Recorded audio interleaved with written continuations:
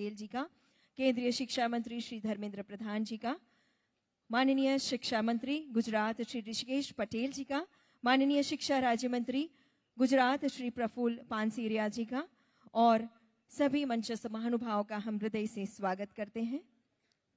शिक्षा वह नींव है जिसके ऊपर व्यक्तित्व की इमारत निर्मित होती है और राष्ट्र निर्माण में प्रदान करती है। शिक्षा के इसी महत्व को समझते हुए भारत की नई पीढ़ी के उच्च और सर्वांगी व्यक्तित्व विकास एवं राष्ट्र उत्थान और नए भारत के निर्माण की दिशा में केंद्र सरकार का अहम कदम यानी राष्ट्रीय शिक्षा नीति 2020, जिसके विविध पहलुओं पर विचार विमर्श और मंथन से उत्तम निष्कर्ष प्राप्त करने हेतु आयोजित इस एक दिवसीय western zone vice chancellors conference में पधारे महानुभावगण का हम सहर्ष स्वागत करते हैं। गुजरात में ज्ञानवर्धन, कौशल्यवर्धन एवं व्यक्तित्व निर्माण पर केंद्रित शिक्षा प्रणाली को स्थापित करने हेतु जो अपने अविरत प्रयासों से कर्तव्यरत हैं, ऐसे गुजरात के माननीय शिक्षा मंत्री उच्च एवं तकनीकी शिक्षा माननीय मंत्री श्री ऋषिकेश पटेल जी से अब सादर अनुनय करते हैं स्वागत संबोधन के लिए।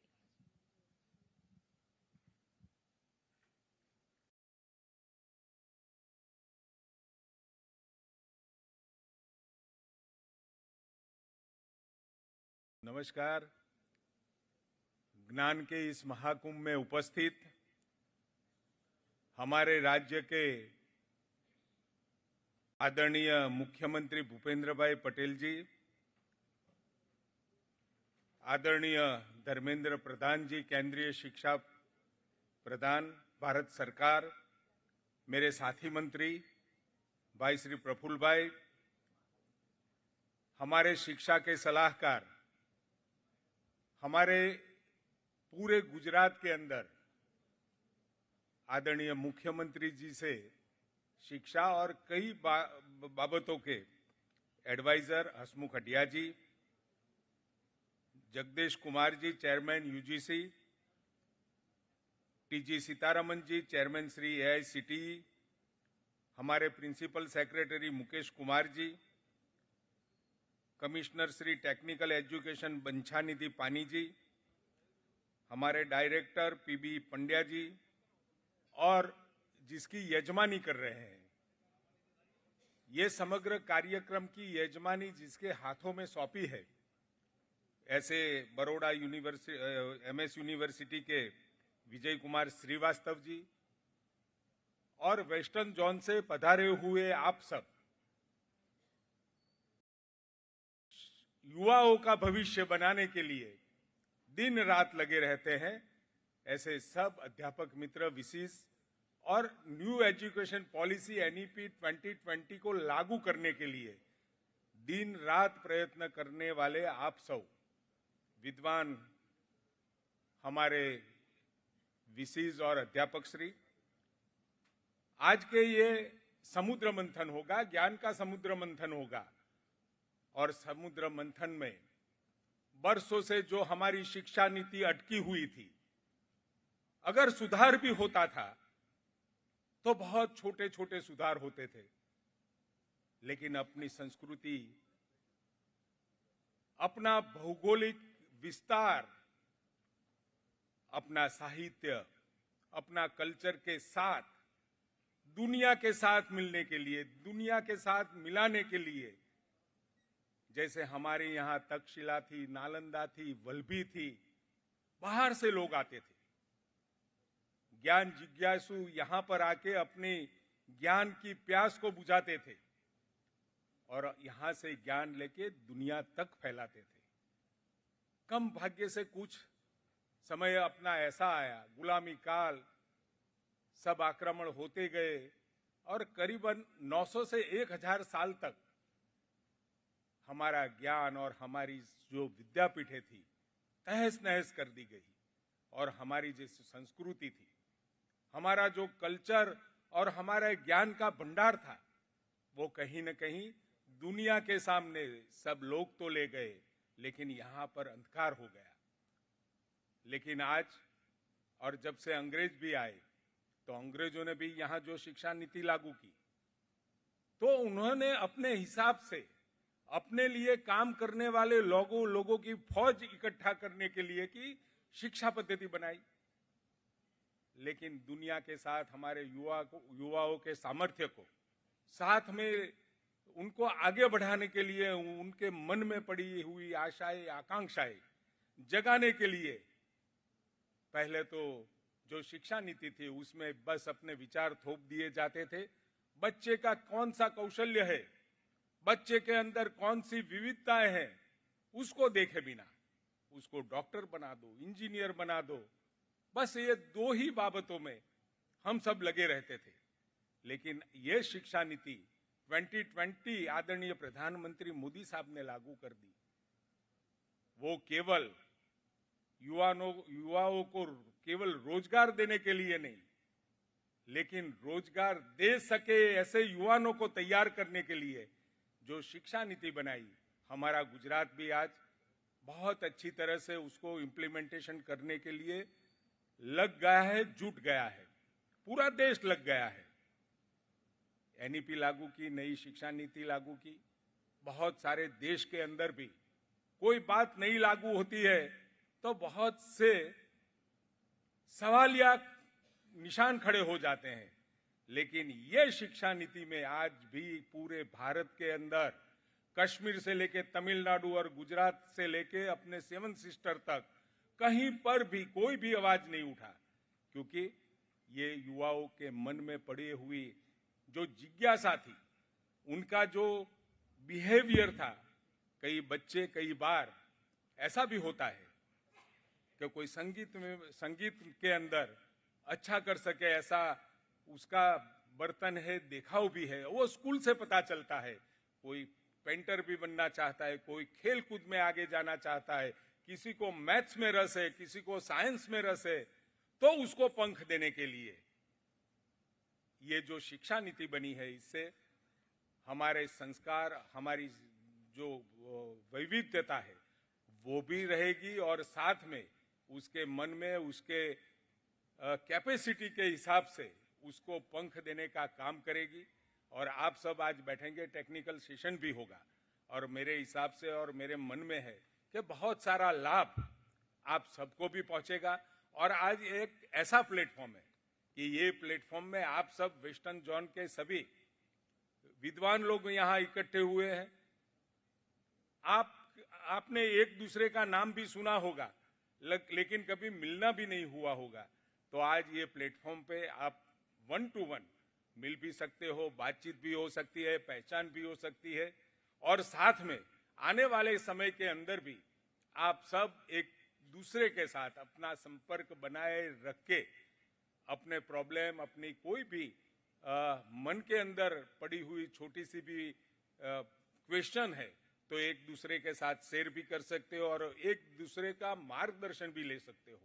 ऐसा बहुत अच्छा सा और हमारा वाइब्रेंट आने वाला है।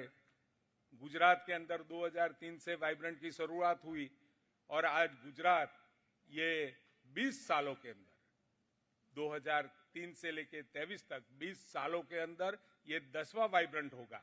और 10 वाइब्रेंट के अंदर हमारा गुजरात शिक्षा से इंडस्ट्री तक, युवाओं से महिलाओं तक, हर जगह पे कहीं न कहीं नया मकाम हासिल किया है।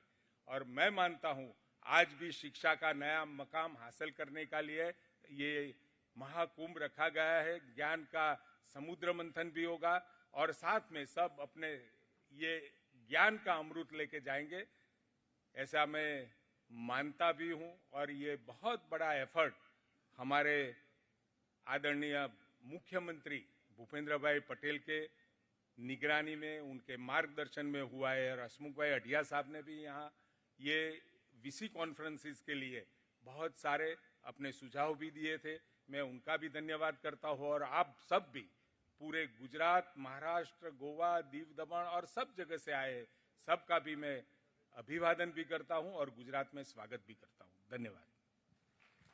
बहुत बहुत बहुत धन्यवाद माननीय मंत्री जी, आपके प्रेरणादायी स्वागत शब्दों के लिए और भारतीय ज्ञान परंपरा के उच्च मूल्यों को पुनः उजागर करने की सरकार की आपकी प्रतिबद्धता के लिए।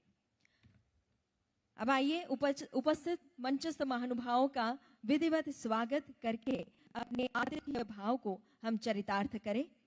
मैं अनुरोध करूंगी principal secretary department of education government of Gujarat Shri Mukesh Kumar ji से कि हमारे बीच पधारे गुजरात राज्य के माननीय मुख्यमंत्री महोदय श्री भूपेंद्र भाई पटेल जी का और उपलब्धियों के बारे में यह फिल्म।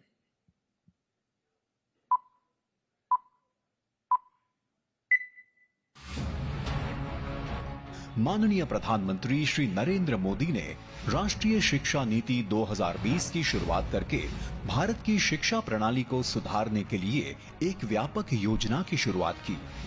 मैं मानता हूं भारत की नई राष्ट्रीय शिक्षा नीति राष्ट्र निर्माण के महायज्ञ में बड़े फैक्टर में से एक है और इसलिए देश ने इस शिक्षा नीति को इतना आधुनिक बनाया है, इतना फ्यूचर रेडी रखा। गुजरात के 33 जिलों में फैले 108 विश्वविद्यालय, 3,190 शिक्षा संस्थान, 60,844 शिक्षकों और 16.80 लाख छात्रों के साथ गुजरात के गतिशील माननीय मुख्यमंत्री श्री भूपेंद्र पटेल, उच्च और तकनीकी शिक्षा मंत्री श्री ऋषिकेश पटेल और उच्च शिक्षा के राज्य मंत्री श्री प्रफुल्ल पानशेरिया ने राष्ट्रीय शिक्षा नीति 2020 के प्रभावी कार्यान्वयन पर ध्यान केंद्रित किया है।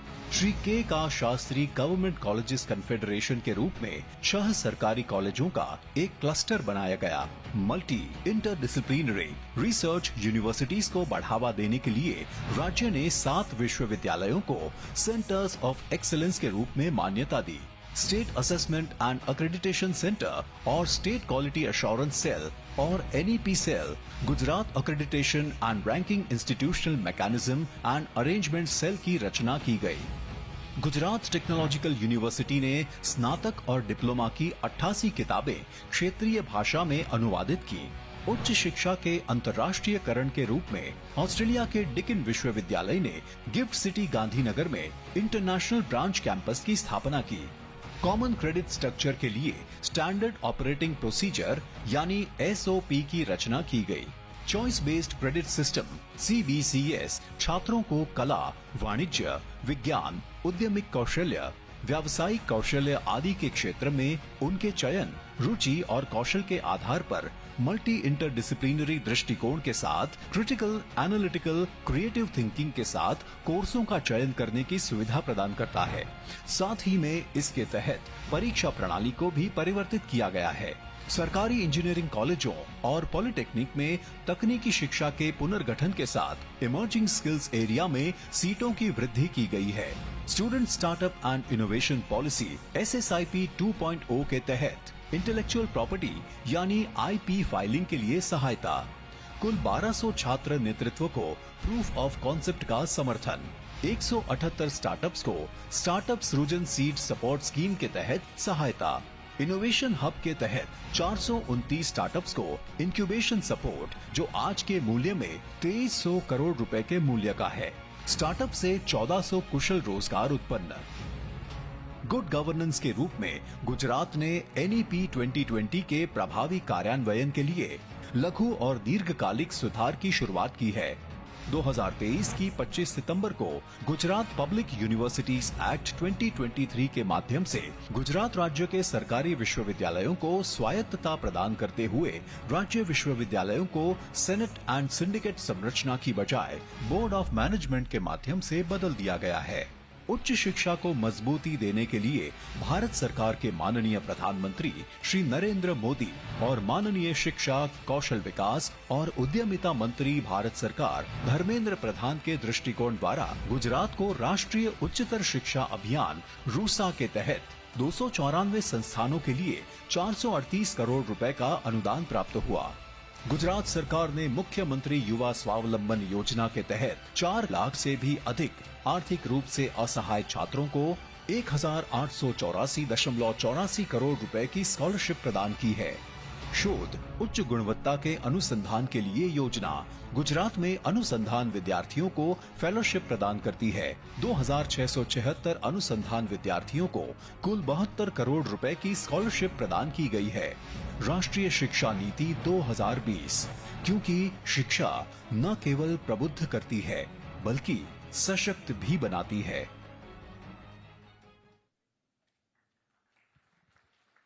बहुत बहुत धन्यवाद।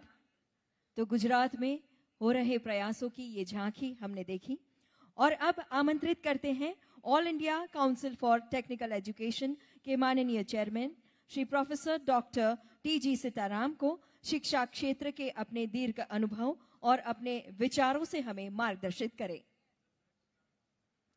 Professor T.G.. Sitaram.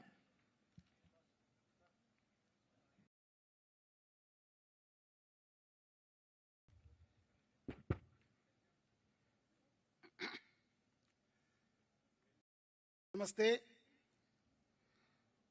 Honorable Chief Minister of Gujarat, Honorable Minister for Education, Skill Development and Entrepreneurship, and all the distinguished guests on the dais, Vice Chancellors of Western Region, and attendees of this NEP workshop. Friends, very good morning to all of you. Vikasit Bharat by 2047 is no more a dream. It is on its path to become a reality soon through the National Education Policy implementation. Friends, we have completed 3 years of implementation of NEP. There are fantastic best case stories we learned through our vice chancellors, how they have implemented in their universities. We had 2-day event at Bharata Mandapam on 29th and 30th of July, which showcased the best of the best case studies implemented at different universities. Friends, to make India as a developed India, which is a vision, to achieve this, we need to assign to new heights in every sector, and particularly in education sector, which will lead to that we are going to be the 3rd largest economy in the world soon. The core to accomplish this stands in the interest of an educated India. This is the time, this is the Amrit Kaal. Our focus is to transform the education system with a holistic approach. During the Amrit Kaal, through implementation of NEP, measures taken to ensure high quality education and leadership for the next 25 years, which will transform our education system and also the leader of education in the world. Overall, the focus on smooth implementation of NEP is being done to make India the knowledge capital of the world, ladies and gentlemen. And towards this, both all higher educational institutions and in particular, All India Council for Technical Education has outlined its vision for Amrit Kaal to provide the best education in the world, promoting innovation, startups, entrepreneurship, research-based education. The vision for Amrit Kaal includes the education in mother tongue, enhancing youth employability, to have faculty and student development programs, internationalization of higher education, reforms in examinations, mandatory accreditation and regulation, creating a confident, progressive, innovative, and empathetic generation. India's vision for Amrit Kaal is not limited to being self-sufficient and self-reliable, ladies and gentlemen, but proudly to become Vishwaguru and more than that, Vishwadata. So AICTE has a goal to establish India as the knowledge center, which can guide the whole world, particularly in STEM education. We have, through NEP, we have also added A to that. It will become STEAM, that is science, technology, engineering, and art and mathematics. And some Some of the IITs have already added one more M to it, that is the medicine, which will take care of the healthcare. So we have all agreed, ladies and gentlemen, that the national education policy will make India the knowledge capital of the world. We have to build a developed India in this Amrit Kal. All of us have equal responsibilities.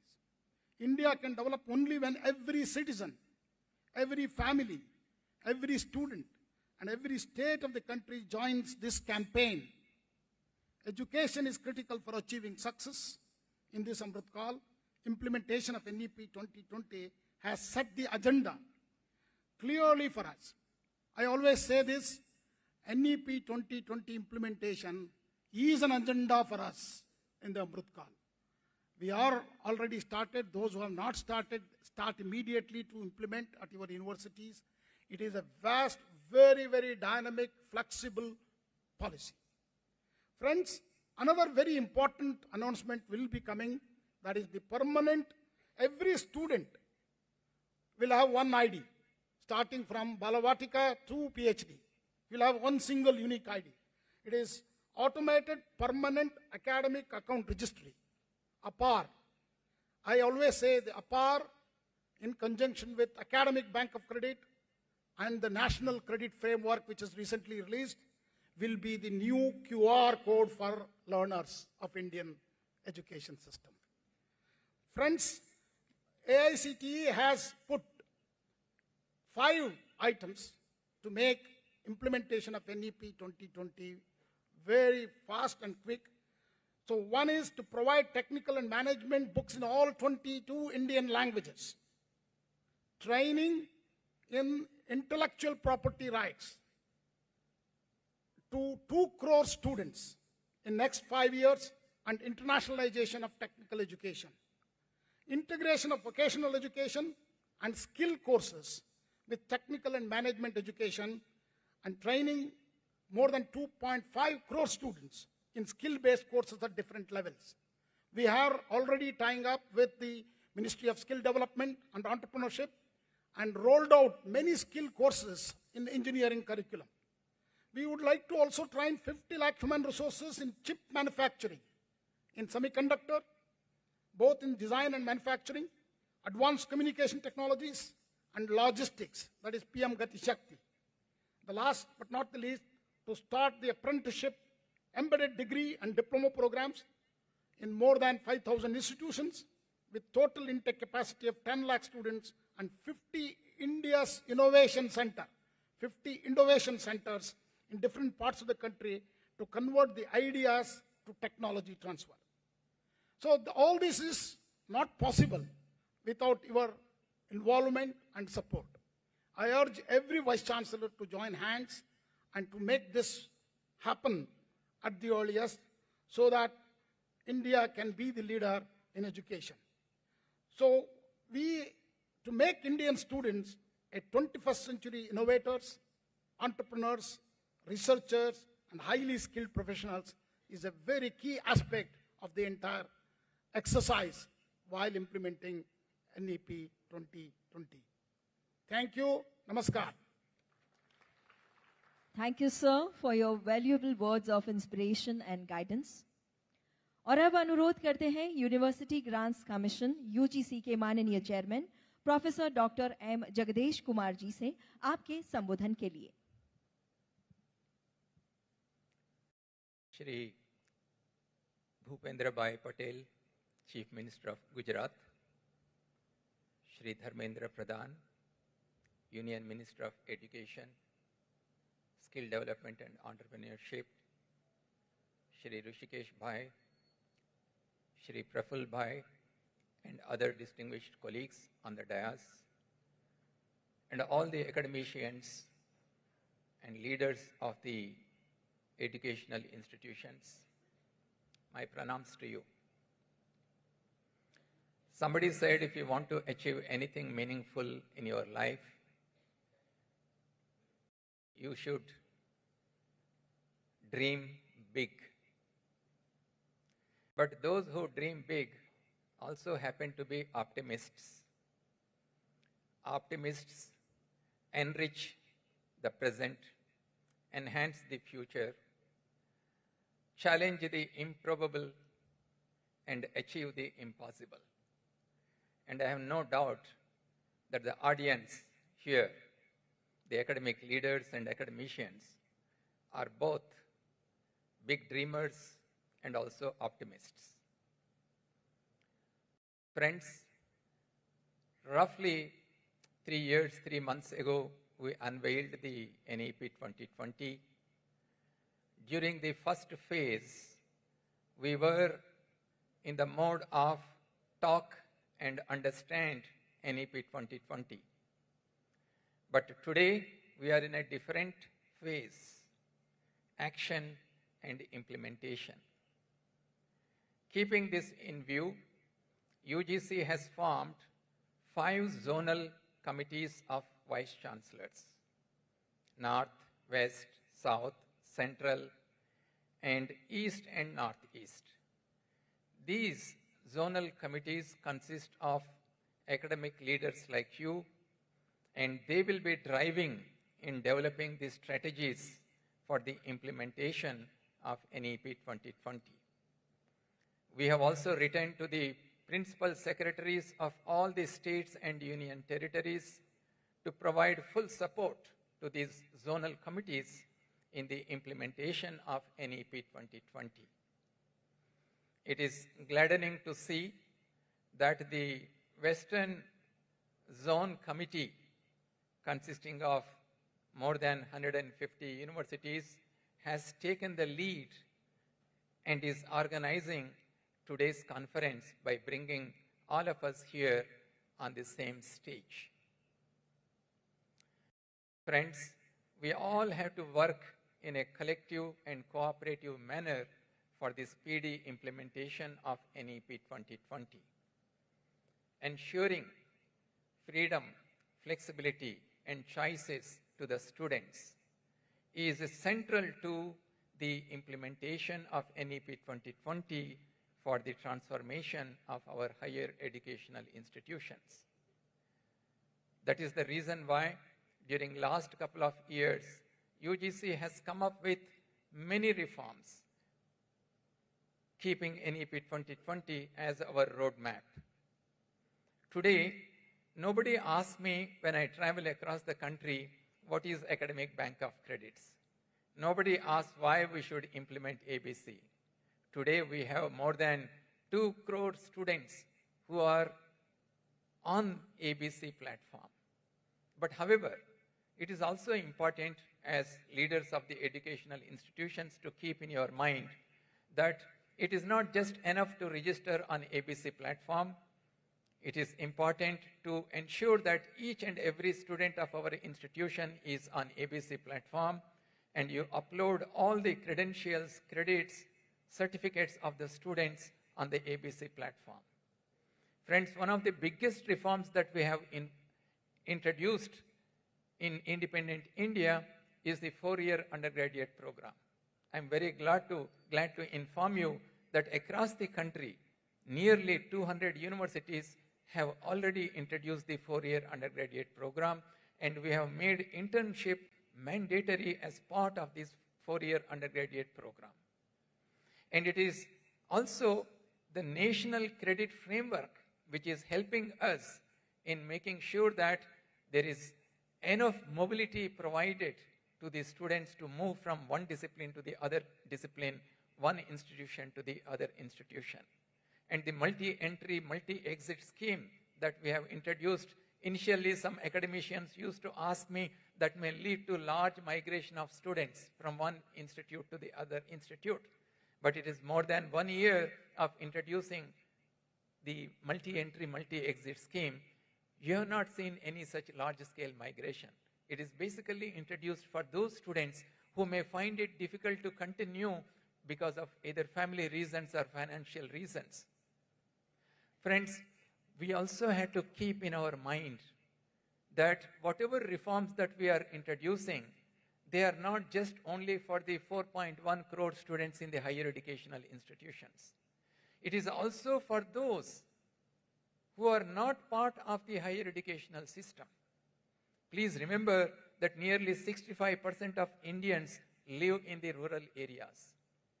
50% of our Indian population is below 25 years. That means a large proportion of Indian youth, they are living in the rural areas. Our Honorable Prime Minister made it very clear that the overall progress of India is possible only when there is grassroots development. And that is possible only when institutions such as you focus on providing appropriate skills to the large number of youth across the rural India. We need to ensure that our young people who are not part of the university system have access to multiple economic activities. Educational institutions such as yours should focus on developing local entrepreneurship for our young people so that they become part of the economic growth of our country. Friends, is it not our responsibility to tell our students about the contributions made by our Indians over a period of thousands of years? Indian knowledge systems should be an integral part of any discipline that we teach in our universities. UGC has taken a step to train nearly 1,000 teachers across the country on imparting and integrating IKS as part of the regular teaching in the university system. Friends, we can rapidly implement the NEP 2020 and transform our higher education only when we join together like this, brainstorm and work out a roadmap for the rapid implementation of NEP 2020. I would like to congratulate the Western Zone for taking the lead and for organizing this, and that is why it assumes importance for all of us. I wish you all the best during the rest of the proceedings of today's program. Thank you. Thank you very much. Thank you, Honorable Dr. Jagdish Kumar ji, for sharing your enriching thoughts with us today. देवियों और सज्जनों, देश में शिक्षा संबंधी नीतियों के सुचारू अमलीकरण और शिक्षा गुणवत्ता को उच्च आयामों पर पहुंचाने के लिए जो निरंतर अपने प्रयासों से प्रतिबद्ध है, रीस्किलिंग, अपस्किलिंग, कौशल्य निर्माण के क्षेत्र में भी कई पहल से देश को नई दिशा जिनके मार्गदर्शन में मिली है, ऐसे माननीय केंद्रीय शिक्षा मंत्री एवं कौशल्य विकास और उद्यमिता मंत्री महोदय श्री धर्मेंद्र प्रधान जी से अब सादर निवेदन करते हैं आपके मार्गदर्शन के लिए। आइए हम जोरदार करतल ध्वनि से स्वागत करें माननीय केंद्रीय मंत्री जी का। नमस्कार। Western zone vice chancellors conference की इस मंच पे उपस्थित गुजरात के लोकप्रिय मुख्यमंत्री माननीय भूपेंद्र भाई पटेल जी, हायर एजुकेशन तथा टेक्निकल एजुकेशन मंत्री गुजरात सरकार माननीय ऋषिकेश गणेश भाई पटेल जी, शिक्षा राज्य मंत्री आदरणीय प्रफुल्ल छगन भाई पंसारिया जी, गुजरात शासन की प्रमुख परामर्शदाता, देश की वरिष्ठ प्रशासक आदरणीय Hasmukh Adhia ji, chairman UGC professor Jagdish Kumar ji, chairman AICTE professor TG Sitaram ji, शिक्षा विभाग के प्रिंसिपल सेक्रेटरी आदरणीय श्री मुकेश कुमार जी, बांछानिधि पाणी जी, पीबी पांड्या जी तथा इस कार्यक्रम की मुख्य आयोजक एमएस यूनिवर्सिटी के vice chancellor doctor Vijay Kumar Shrivastava ji तथा वेस्टर्न जोन की सारे यूनिवर्सिटियों की आदरणीय vice chancellor, NEP programme incharge, NEP coordinator तथा अन्य सभी वरिष्ठ यूनिवर्सिटी फ्रेटर्निटी के मित्र समूह, अधिकारी मित्रगण, मीडिया के साथीगण, मैं सबसे पहले गुजरात की माननीय मुख्यमंत्री जी का आभार प्रकट करता हूं। उन्होंने एनईपी 2020 का थर्ड ईयर फोर्थ ईयर में उसकी ग्राउंड इम्प्लीमेंटेशन के लिए यूजीसी ने जो जोनल लेवल की कंसेप्ट लाया था, जोनल लेवल की इम्प्लीमेंटेशन स्ट्रैटेजी बनाने की जो कल्पना की गई थी, उसकी पहला जोनल लेवल की कॉन्फ्रेंस को आयोजित करने का दायित्व लिया। मैं दोनों को, गुजरात शासन को, विशेष करके माननीय मुख्यमंत्री जी को और एमएस यूनिवर्सिटी गुजरात को धन्यवाद देता हूं। मित्रों, ये एक सुखद संयोग है। पहला शिक्षा समागम 2022 में हम लोग काशी में आयोजित किया गया था। वो गंगा जी की किनारे शुरू हुआ। इसी साल जुलाई महीने में जब एनईपी की इम्प्लीमेंटेशन की 3 साल पूरा हुए, तब राष्ट्रीय राजधानी दिल्ली में आयोजन किया गया। भारत मंडपम का पहला प्रोग्राम हुआ और आज नर्मदा की पठार पे स्टैच्यू ऑफ यूनिटी के सामने भारत की भविष्य बनाने के लिए western zone vice chancellor conference का इस महत्वपूर्ण बैठक है। गंगा जी से लेके नर्मदा जी तक का प्रवास ये एक सफल प्रवास होगा, ये मेरा पूरा अपेक्षा है। मित्रों, ऐसे शिक्षा और एमएस यूनिवर्सिटी की बहुत पुराना संपर्क है। मैं एमएस यूनिवर्सिटी का नाम इसलिए ले रहा हूं, ये सारे गुजरात की इसमें प्रतिनिधित्व होता है।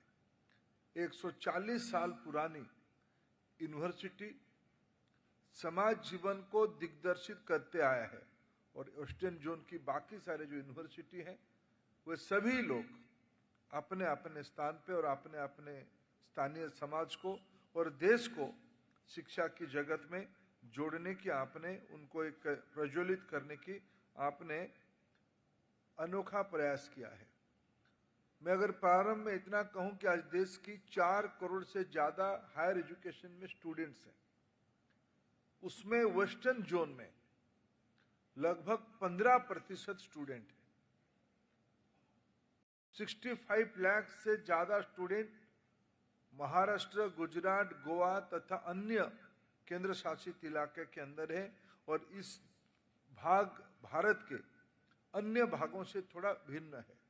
आर्थिक मानदंड से, बड़े बड़े प्रकल्पों को सोचने में, शिक्षा के और एक जो पहलू रहता है इंटरनेशनलाइजेशन, सदियों से इस इलाका विश्व के अन्य इलाका को एक्सपोज्ड है बड़े बड़े इंस्टीट्यूशन से।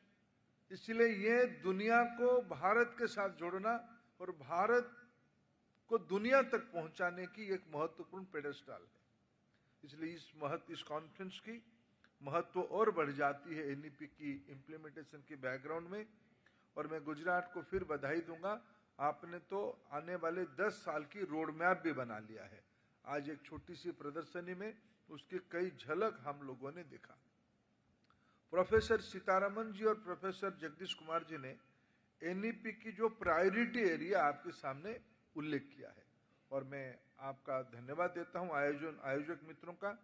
आपने इस उद्घाटन सत्र के बाद जो 4 सत्र रखा है, 4 सेशंस रखा है, उसमें quality of education, skilling ecosystem in education, research, innovation, entrepreneurship in education, भारतीय परंपरा, ज्ञान परंपरा और वैश्विक इंटरनेशनलाइजेशन, ऐसे 4 आयामों में देश की एक्सपर्ट्स, मैं देख रहा हूं कई सारे विद्वान देश से अभी आए हैं और आप लोगों के अनुभव से ऐसे एनईपी में तो प्रायोरिटाइज कभी कभी मैं सोचता हूं 100 से ज्यादा महत्वपूर्ण विषय को किया गया है और सारा विषय अपने आप में महत्वपूर्ण है और अनोखा है, लेकिन आपने उनमें से 4 विषय को प्रायोरिटाइज करके और कुछ विषय को आज दोनों प्रोफेसर्स ने उद्घाटन समिति में, उद्घाटन उत्सव में उसको रेखांकित किया है। आप उसमें विचार करोगे और मेरा अपेक्षा रहेगा ये सारे विचार एक बेस्ट प्रैक्टिसेस की कॉम्पेंडियम बन के कॉलेज स्तर तक जाए। 9 महीने से ज्यादा पढ़ने वाले विद्यार्थी हायर एजुकेशन के हिस्सा है, ये यूजीसी की डेफिनेशन है उस दृष्टि से जो इंस्टीट्यूशंस उस काम पे लगे हैं, सरकारी हो या गैर सरकारी हो, देश में एक यूनिफॉर्मिटी लाने के लिए, देश को एक मिशन मोड पे कन्वर्ट करने के लिए, देश को $5 ट्रिलियन इकोनॉमी में परिवर्तित करने के लिए, देश को 2047 तक डेवलप्ड कंट्री परिवर्तन करने के लिए एक बेस्ट प्रैक्टिसेस की कंपेंडियम की आवश्यकता है। मैं एनईपी की नेशनल इंप्लीमेंटेशन के अलावा बेस्ट प्रैक्टिसेस तो इंस्टीट्यूशन पे होती है, और मैं वेस्टर्न जोन से देश की ओर से अपेक्षा कर रहा हूं आप इसकी अच्छे केस स्टडी बना के उसको कैसे नीचे पहुंचाएंगे, उनकी आप चिंता करोगे। मित्रों, प्रायोरिटी एरिया में और 2-3 विषय और जुड़ा है। भारतीय भाषा इस बार की एनईपी इंप्लीमेंटेशन की एक महत्वपूर्ण रिकमेंडेशन है, और भाषा हमारी डेवलपमेंट में, सभ्यता की डेवलपमेंट में कभी बाधक नहीं रहा है। सारे इंस्टीट्यूशंस को, विशेष करके हायर एजुकेशन इंस्टीट्यूशंस की रोल और अधिक हो जाती है। हम आज देश में लगभग 30 करोड़ स्टूडेंट्स हैं। 3 से 23 इस एज ग्रुप की ब्रैकेट को अगर हम देखें, आबादी के लगभग 1/3, मोर देन 1/3 पॉपुलेशन उसी में है।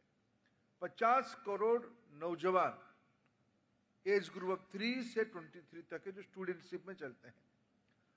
स्कूल एजुकेशन है, टेक्निकल एजुकेशन है, प्रोफेशनल एजुकेशन है, लेकिन स्कूल और हायर एजुकेशन में इंजन तो हायर एजुकेशन है। Best practices, knowledge repository, new ideas, mapping the future, analysing the civilisational past, ये सारे की एक मॉडल बनाना, उसको एक एकेडमिक फॉर्म पे लेके आना, इसकी दायित्व हायर एजुकेशन वर्टिकल की है। मित्रों, इसकी दायित्व आप लोगों को लेना है। उसमें से भाषा, इसलिए भारत सरकार ने, प्रधानमंत्री जी ने सही मायने में उसको कहा है, भारत की सभी भाषा राष्ट्रीय भाषा है। आज तो टेक्नोलॉजी के कारण इसको कोई चुनौती नहीं रहा है। अनुवादिनी जैसे, भाषिणी जैसे इंस्ट्रूमेंट ने इसको और सहज और सुगम्य किया है। और इसके अलावा एनईपी के और एक प्रमुख प्रायोरिटी एरिया है स्किलिंग। व्यवसाय और उद्यमिता आधारित शिक्षा, रोजगार परस्त शिक्षा, इसके बारे में आपकी मॉडल देश के लिए काम पे आएगा। और विशेष करके गुजरात और महाराष्ट्र दोनों राज्यों में entrepreneurship, wealth creation, job creator, ये तो आपकी सामाजिक परंपरा है। सामाजिक परंपरा को, सोशल बिहेवियर प्रैक्टिस को अगर हम एकेडमिक कन्वर्जन करते हैं तो उसमें बेस्ट प्रैक्टिसेस निकलता है। आप इसको कैसे शोकेसिंग करोगे, मैं इस अपेक्षा, इस कॉन्क्लेव से मेरा अपेक्षा है। मित्रों, भारतीय ज्ञान परंपरा एक स्लोगन नहीं है। पिछले कुछ दिनों से एक विवाद चल रहा है। जैसे सहज समझने के लिए मैं कहूं, इस देश की नाम भारत या इंडिया, उसमें फर्क क्या है? भारत और इंडिया में कोई फर्क नहीं है। यह एक विषय है समझने के लिए। भारत तो नाम ही इस देश का है। कॉलोनियल पीरियड में अंग्रेजी साहित्य को समझने पढ़ने वाले लोग इसकी नाम दिए इंडिया, और हमने अपने संविधान में भारत और इंडिया दोनों को स्वीकृति दिया है। और भारत तो भारतीय नाम है, मूल नाम है, सभ्यता की परिचय है। लेकिन आज हमारी बौद्धिक जगत में कुछ कुंठित लोगों के मन में, कुछ छोटे वर्ग के मन में ये विवाद, इसको विवाद बनाने की एक स्पर्धा लगी है। मित्रों, भारत की अभी अभी हम एग्जीबिशन देख रहे थे, पाश्चात्य की, निकट अतीत की पाश्चात्य के कुछ विशेषज्ञों ने साइंस के बारे में, टेक्नोलॉजी के बारे में उल्लेख करते हुए भारत की सोच के बारे में उल्लेख किया है। इस प्रदेश की जो एक महत्वपूर्ण गांव है बड़नगर, जिस गांव से हमारे प्रिय प्रधानमंत्री जी का जन्म हुआ था। उस गांव में सदियों पहले चाइनीज परिव्राजक वेन्स आए थे। क्या समझने आए होंगे, क्या था को उसको समझने आए थे। जो था वही तो भारतीय परंपरा था। अगर हम हमारी सभ्यता को एक लंबे बड़नगर गांव में, मैं वैज्ञानिक प्रमाण के आधार पर कह रहा हूं, बड़नगर भारत विश्व की, भारत नहीं, विश्व की जो लिविंग और कंटिन्यू निरंतर जीता जागता गांव में से एक गांव है बड़नगर। लगभग 2800 साल में सारे विपरीत परिस्थिति के बाद वहां लोग बस रहे हैं। जो बस रहे हैं ऐसे तो एक 10-15 लोग ही नहीं बस रहे हैं। वहां समाज जीवन है, कुछ ज्ञान है, कुछ अनुभव है, कुछ विश्वास है, कुछ अर्थनीति है। नैसर्गिक विपत्ति को जूझने के लिए प्रक्रिया है, प्रैक्टिसेस है, उसी का नाम है ज्ञान परंपरा, भारतीय ज्ञान परंपरा। और आज हमें क्या देखना है? हमें आज विश्व की आवश्यकता को देखना है। ग्लोबल रिक्वायरमेंट क्या है? G20 की इस बार की कॉन्फ्रेंस में प्रधानमंत्री जी ने अनेक विषयों की प्रायोरिटाइज किए। 2 विषयों को मैं आज उल्लेख करना चाहूंगा। उन्होंने विश्व के सारे नेतृत्व को समझाने में सफल हुए कि हम सब लोग मिलके टेक्नोलॉजी के कारण, इनोवेशन के कारण विश्व एक छोटा सा गांव बन चुका है। आज मेरे को श्रीवास्तव जी कह रहे थे हमारा YouTube में लाइव टेलीकास्ट होगा। मैं मानता हूं आज विश्व की लगभग 100 से ज्यादा देशों में रहने वाले गुजराती नौजवान इसको देख भी रहा होगा इस समय में। यह संभव है, यह कुछ साल पहले संभव नहीं था। मित्रों, टेक्नोलॉजी के कारण जो दुनिया छोटी हो रही है, दुनिया जब एक अपने पहुंच के अंदर पहुंची है, क्या उसमें जो आवश्यकता लगेगी, यह भी एक इलाका की आवश्यकता नहीं रहा है। और आज की परिस्थिति में यह ग्लोबल रिक्वायरमेंट हो चुका है। इसके लिए प्रधानमंत्री जी ने कहा कि हम आइए, क्या क्या इमर्जिंग स्किल्स लगेंगे, इसकी एक मैपिंग करने की आवश्यकता है। आज विश्व ने उसको स्वीकार किया है।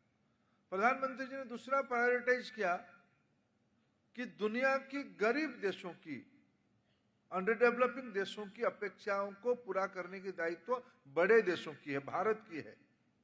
भारत डेवलप्ड नेशन नहीं हुआ है, उसके बावजूद हमने दायित्व लिया कि हमारी बेस्ट प्रैक्टिसेस को हम विश्व की छोटे और इमर्जिंग इकोनॉमी के साथ शेयर करेंगे।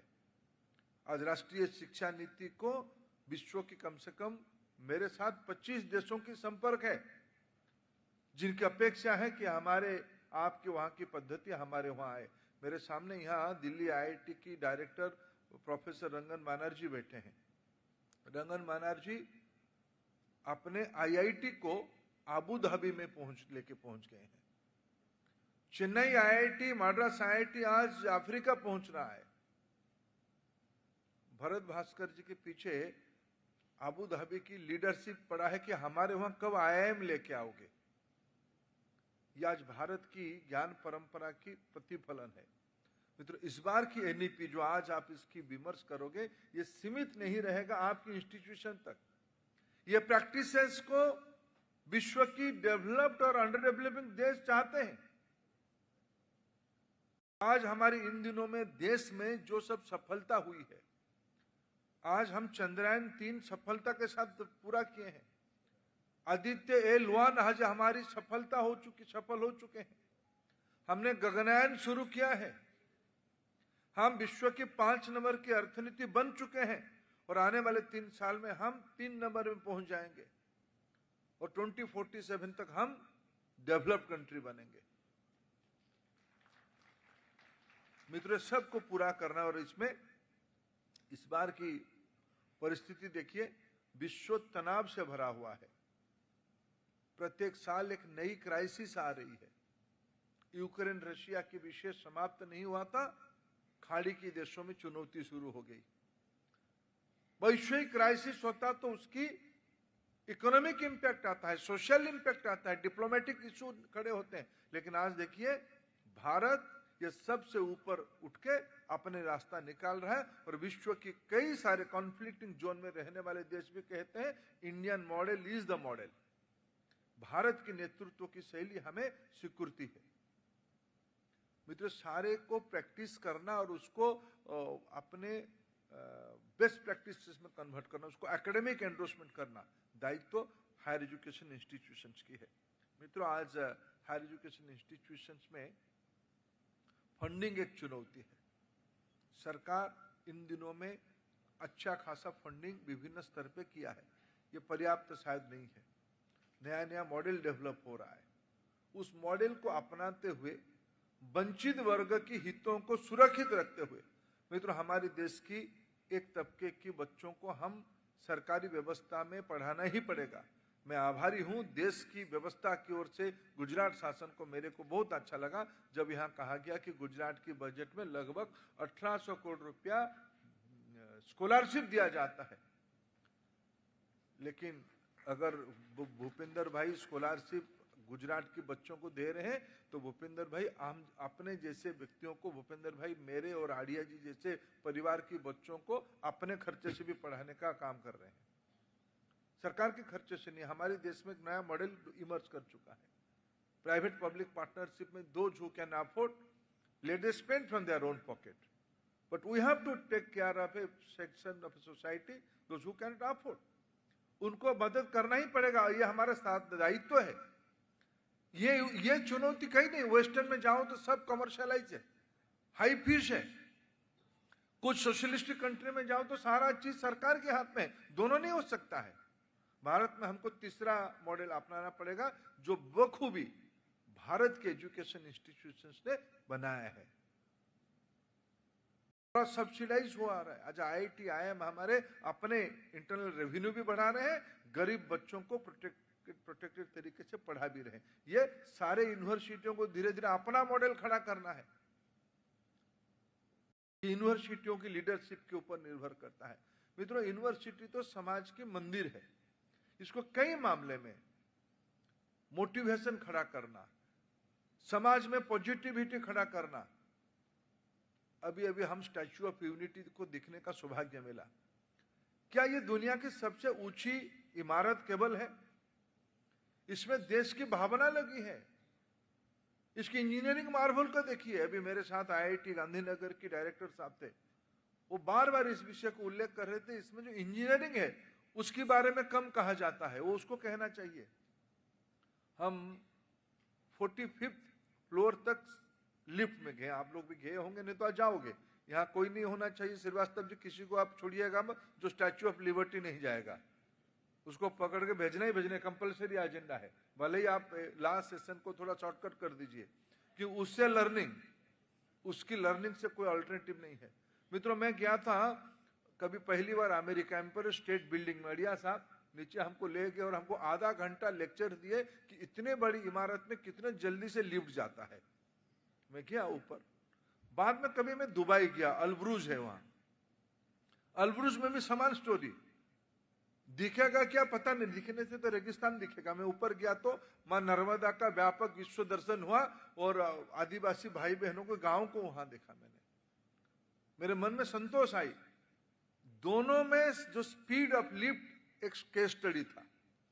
आज हम उससे ज्यादा स्पीड पे 45th मंजिल तक 38 सेकंड में उठ गए, लेकिन हमारे इंटरप्रेटर उसको जितना कहना चाहिए नहीं कह रहे हैं। कह रहे हैं छोटे छोटे चीजों को, यह एजुकेशन का हिस्सा है। हमारी चीजों को, हमारी गौरव, यही तो भारतीय परंपरा है। भारतीय परंपरा नहीं है सिर्फ वेदों को कोट करना, भारतीय परंपरा है सरदार की उपलब्धियों को कोट करना। ये कॉन्फ्लिक्ट जोन में सरदार कैसे लोगों को इकट्ठा किया था, कैसे रियासतों को इकट्ठा किए बिना रक्तपात के, समझौता के कारण इतने बड़े देश को। यूरोप हर एक 25 साल में एक बार जुड़ता है और एक बार टूटता है। 25 साल में मैं कह रहा हूं। जर्मन टूट गया, क्यों टूटा जर्मनियों को मालूम नहीं, फिर मिल गए।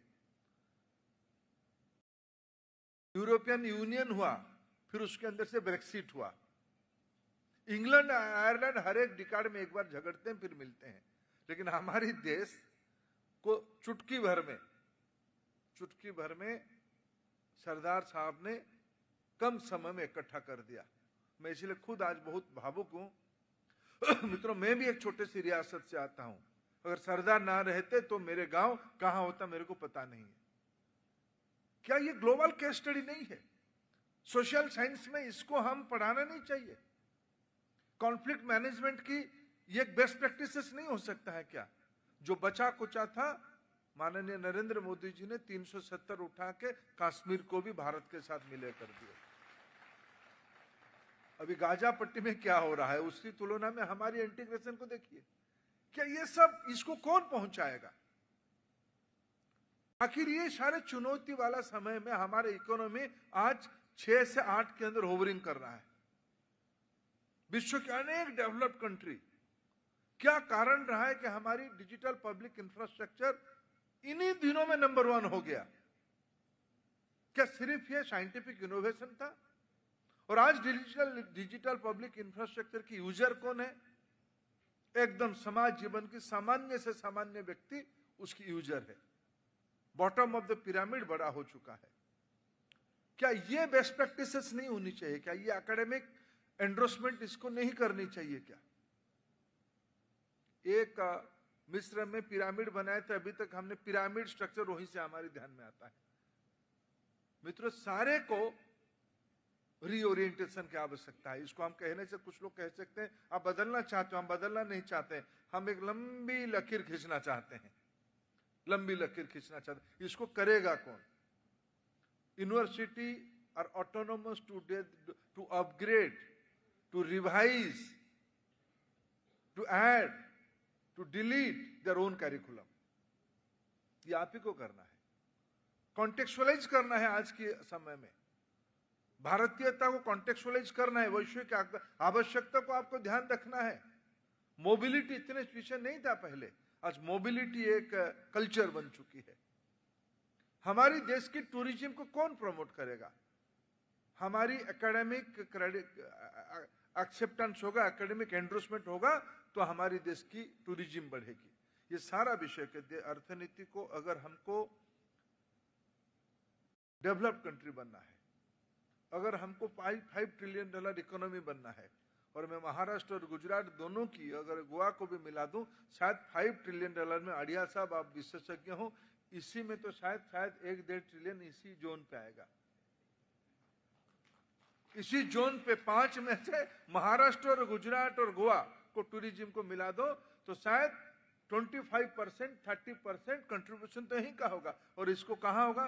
जब तक यहाँ की कॉलेज उस प्रकार की लड़का तैयार नहीं करेगा, लड़की तैयार नहीं करेगा, जब इसकी प्रोफेसर दुनिया की फ्यूचर ऑफ जॉब क्या है।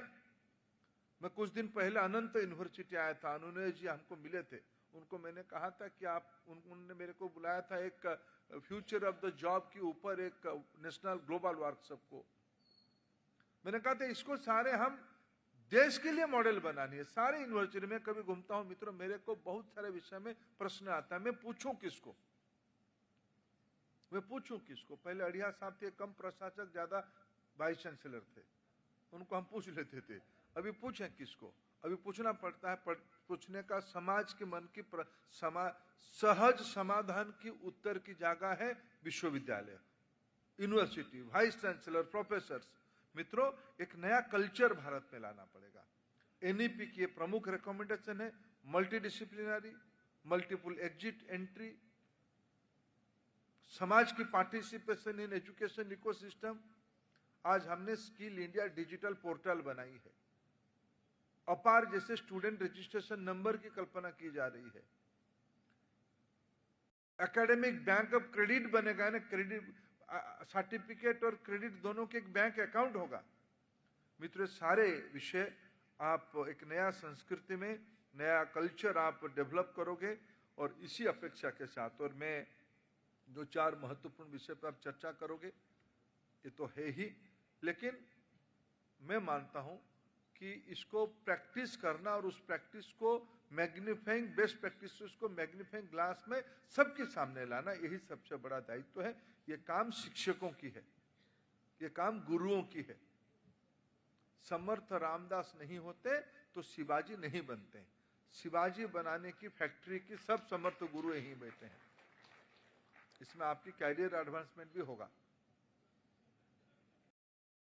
वाइस चांसलर के बाद और भी कुछ दायित्व आएगा, लेकिन इस देश की आवश्यकता को आप समझोगे। मैं फिर गुजरात शासन को आभार प्रकट करता हूं और यूजीसी को अपेक्षा रखता हूं कि आप जल्दी ही जगदीश कुमार जी और सीतारमन जी मिलके इसको बाकी इलाका में भी इस प्रकार की जोनल कॉन्फ्रेंस हो जाए और गुजरात मॉडल सबको दिखाया जाए कि वेस्टर्न जोन में कैसे इसको किया गया।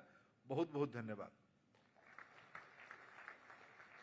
आपके अनन्य प्रेरणादायी वक्तव्य और राष्ट्रीय शिक्षा नीति के बारे में आपके बहुमूल्य मार्गदर्शन और प्रोत्साहन के लिए बहुत बहुत धन्यवाद माननीय शिक्षा मंत्री जी आपका।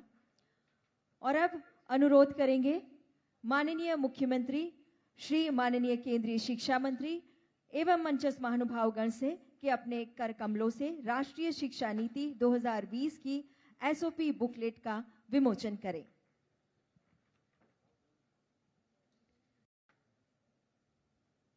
राष्ट्रीय शिक्षा नीति 2020 की अमलवारी के लिए मार्गदर्शन के रूप में ये महत्वपूर्ण स्टैंडर्ड ऑपरेटिंग प्रोसीजर की यह पुस्तिका।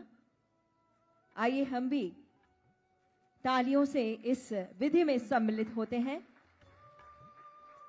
स्टैंडर्ड ऑपरेटिंग प्रोसीजर की यह पुस्तिका जो कि मार्गदर्शन देगी इस दिशा में राष्ट्रीय शिक्षा नीति के अमलीकरण में।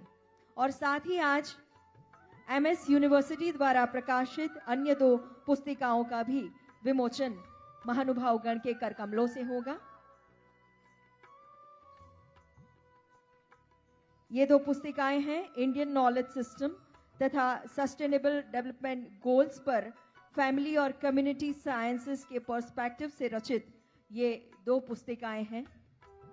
आने वाले समय में अभ्यास क्रम में भी ये रेफरेंस के रूप में बेहद महत्वपूर्ण साबित होगी। इन दोनों पुस्तिकाओं का विमोचन भी महानुभावगण के कर कमलों से हो रहा है। जोरदार तालियों से हम भी सम्मिलित हो जाए इस विधि में। शिक्षा के क्षेत्र में आमूल परिवर्तन की दिशा में बहुत से प्रयास हो रहे हैं। बहुत बहुत धन्यवाद सभी महानुभावगण का।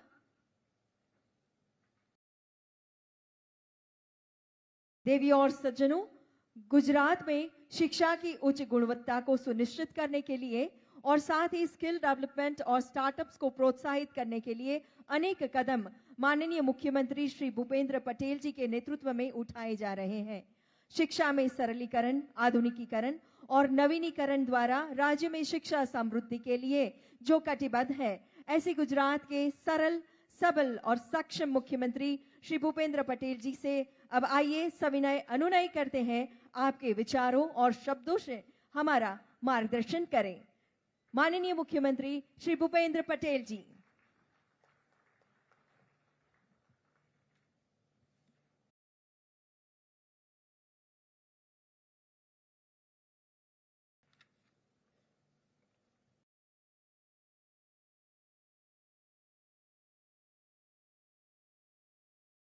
मां नर्मदा और लौह पुरुष सरदार पटेल के दिव्य सानिध्य में वाइब्रेंट गुजरात समिट के प्री इवेंट के रूप में आयोजित western zone vice chancellor conference on national education policy 2020 के कार्यक्रम में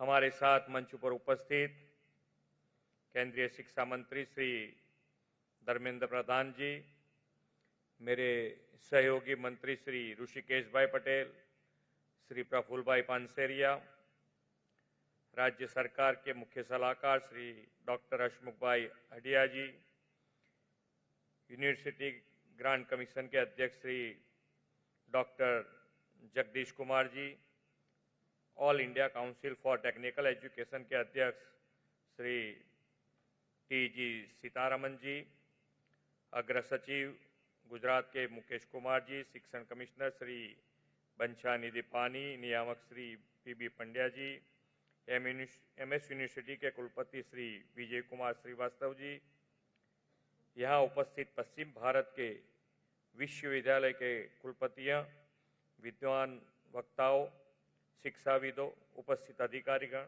प्रेस मीडिया के मित्रों, आप सभी को मेरा नमस्कार।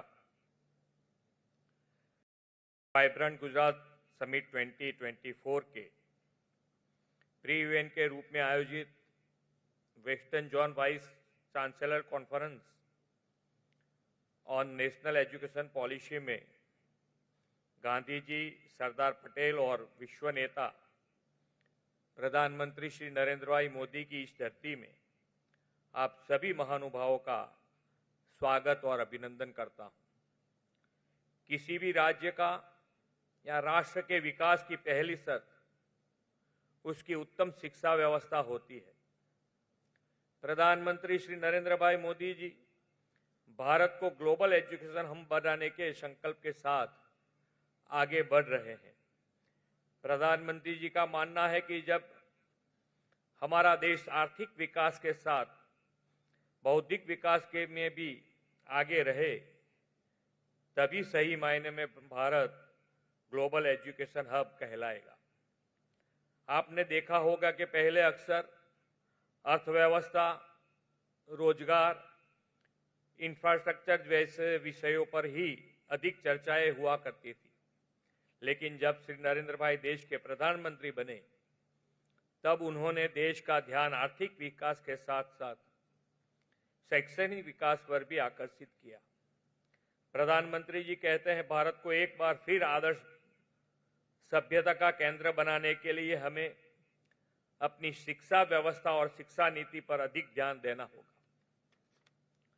इस उद्देश्य के लिए आदरणीय प्रधानमंत्री जी के नेतृत्व में नेशनल एजुकेशन पॉलिसी 2020 को लाया गया है। हमारी नई पीढ़ी विश्व के साथ कदम से कदम मिलाकर आगे बढ़े और वैश्विक स्तर पर बौद्धिक संपदाओं में सबसे आगे रहे, यही नेशनल एजुकेशन पॉलिसी का मूल मंत्र है। प्रधानमंत्री जी ने नेशनल एजुकेशन पॉलिसी को राष्ट्र विकास के लिए महायज्ञ कहा है। इस महायज्ञ में जिनका महत्वपूर्ण योगदान है, ऐसे वाइस चांसलर यहां उपस्थित हैं। इंटीग्रेशन ऑफ स्किलिंग के जरिए होलिस्टिक एजुकेशन, इनोवेशन और रिसर्च तथा क्वालिटी एजुकेशन जैसे विषयों पर यहां सामूहिक विचार मंथन होने वाला है। हमारी national education policy more reliable और मोर फ्यूचरिस्टिक अप्रोच वाली है, जो भारत के 2047 तक इकोनॉमिक नजरिए के साथ साथ इंटेलेक्चुअल तरीके से भी देश को डेवलप कंट्री का स्टेटस देने में महत्वपूर्ण भूमिका निभाएगी। प्रधानमंत्री जी ने नेशनल एजुकेशन पॉलिसी से एजुकेशन सेक्टर में पैराडाइम शिफ्ट और समग्र देश के एजुकेशन इंफ्रास्ट्रक्चर को इंटीग्रेट करने का विजन दिया है। स्किल डेवलपमेंट से टेक्नोसेवी यूथ तैयार हो, इसके लिए अपने एजुकेशन इंस्टीट्यूट में मॉडर्न इंफ्रास्ट्रक्चर सुनिश्चित करना भी हम सभी का दायित्व है। विश्व की सबसे ऊंची प्रतिमा स्टैच्यू ऑफ यूनिटी के परिसर में नेशनल एजुकेशन पॉलिसी के इम्प्लीमेंटेशन के विचार मंथन के लिए हम सब एकत्रित हुए हैं। मेरा विश्वास है कि प्रधानमंत्री जी के मार्गदर्शन में इस पॉलिसी के इम्प्लीमेंटेशन से भारत शिक्षा क्षेत्र में भी विश्व में सबसे ऊंचे स्थान पर पहुंचेगा। माननीय प्रधानमंत्री श्री नरेंद्र भाई मोदी जी की अध्यक्षता में 2022 में वाराणसी में नेशनल एजुकेशन पॉलिसी पर अखिल भारतीय शिक्षा संगम का आयोजन किया गया था। उसी में इस पॉलिसी के इम्प्लीमेंटेशन और इम्पोर्टेंस को लेकर काफी विस्तृत चर्चा हुई थी। इसी के अगले भाग के रूप में आज इस western zone vice chancellor conference का आयोजन किया गया है। हम सभी साथ मिलकर नेशनल एजुकेशन पॉलिसी को बेहतर व प्रभावी से इम्प्लीमेंट कर सकते हैं। मुझे यह बताते हुए खुशी हो रही है कि गुजरात देश के उन चुनिंदे राज्यों में से एक है जिसने नेशनल एजुकेशन पॉलिसी को सबसे पहले लागू किया था। इतना ही नहीं, हमने 10 सालों के लिए इस पॉलिसी के इम्प्लीमेंटेशन को लेकर रोड मैप भी तैयार कर लिया है। बीते एक दशक में भारत और दुनिया में शिक्षा के क्षेत्र में कई बड़े बदलाव हुए हैं। टेक्नोलॉजी और बिजनेस के क्षेत्र में भी बड़े पैमाने पर परिवर्तन हुए। बिजनेस का स्ट्रक्चर चेंज हुआ है तो वही नई इंडस्ट्रीज अस्तित्व में आ गई है। रोजगार के अवसर तो बढ़े, लेकिन उसका स्वरूप भी बदल गया है।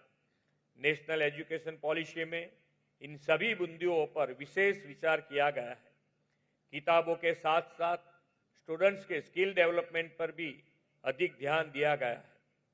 मेरा विश्वास है कि नेशनल एजुकेशन पॉलिसी देश के एजुकेशनल ट्रांसफॉर्मेशन के साथ आत्मनिर्भर भारत, डिजिटल भारत और इनोवेशन में भी महत्वपूर्ण भूमिका निभाएगी।